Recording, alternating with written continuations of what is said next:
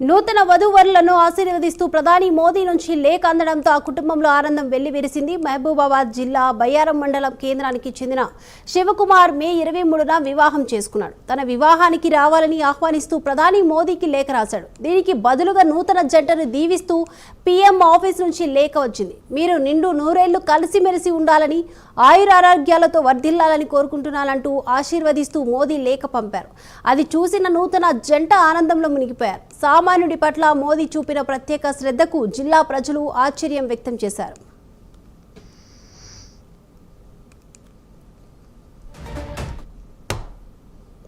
మోడీ గారికి wedding card courier ద్వారా పంపించినందుకు ఆయన రిటర్న్ గిఫ్ట్గా శుభాకాంక్షలు తెలియజేస్తూ బ్లెస్ చేస్తూ రిటర్న్ గ్రీటింగ్ కార్డ్ పంపించారు. ఇది రిసీవ్ అయినందుకు చాలా హ్యాపీగా ఉంది.